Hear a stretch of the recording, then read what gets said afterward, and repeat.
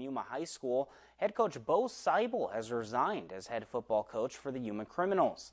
Cibola submitted his resignation to Yuma High this afternoon, stepping away after 3 seasons, following the Criminals' best season in nearly 3 decades and their first winning season since 2009. Cibola confirms he'll be heading back home to the Midwest to continue his coaching and teaching career. Despite a 7-3 record in 2022, the Criminals season ended on a sour note by being left out of the 3A playoff bracket.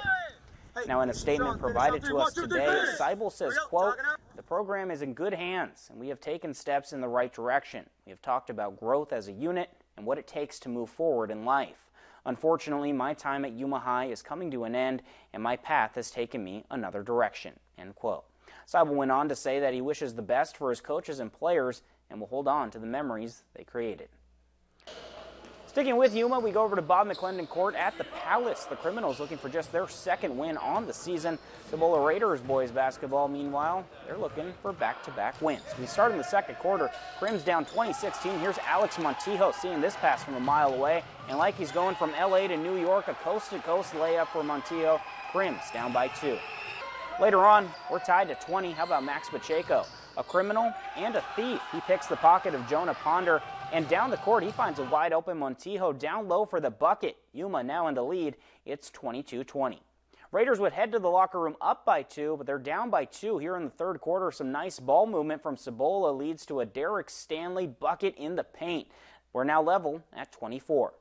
Crims would then take a 4-point lead. Maddox Harmony in some trouble near the basket, but he splits the defenders and finds a wide-open Jared Arias at the top of the arc for 3. The splash from Arias makes it a 1-point game. We're still in the 3rd quarter. Raiders are down by 3, and Cibola, well, they know how to move the ball. Great passing leads to a chance for Harmony in the paint. He sinks it with the foul. Harmony would get the free throw to tie things up, and despite a solid effort from the Crims, it would be the Raiders hanging on to take this one. They take it. Final score, 59-51. Raiders now 8-4 to start their season. Crims drop to 1-5.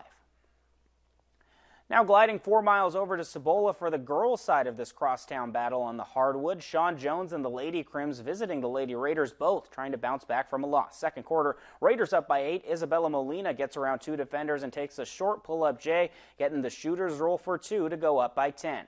On the other end, Belinda Gradia is trying to make a play for the Crims, but she's blocked by Sierra Baumhauer, and here go the Raiders in transition. Molina up to a wide-open Valeria Robles, who kisses it off the glass, and then turning defense into offense. Once again, Robles picking Alyssa Franco's pocket, and Baumhauer is going to find Molina up the floor for the easy 2 points as the Raiders start to run away with it, now up by 16.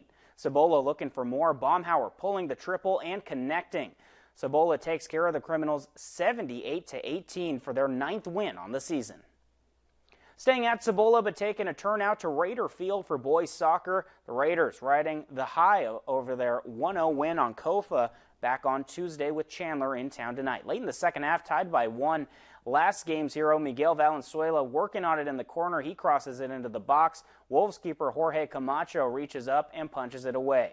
Nathaniel Claudio just can't get there in time. Then in the final seconds, last chance for Chandler on the corner. A laser into the box, and there's a collision near the net. Ball squirts away, and that sends us into overtime. In the first overtime period, Osvaldo Lastra in some space, but he gets tripped up and he goes down hard. This would lead to a free kick from Claudio. The best chance for Cibola in overtime, but it's a laser right to the chest of the keeper. Final seconds of the 2nd overtime period, Cibola throws it in, gets the ball booted around, eventually cleared out by the Wolves, and that is all she wrote. This one ends in a 1-1 tie. This is Cibola's 3rd tie of the season.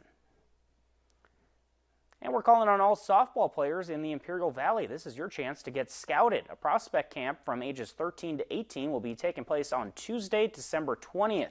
Calexico's own Amber Flores, who's a softball coach at Seminole State College in Oklahoma, will be evaluating players along with other college coaches. And on Monday, December 19th, softball players ages 6 to 12 are encouraged to join the Kiddie Camp. Both events will be taking place at the Water Plant softball fields. You can go ahead and scan the QR code right there in the middle of your screen to reserve your spot. For more information, you can just head over to our website, kyma.com. That's all the time we have for sports. We'll be right back.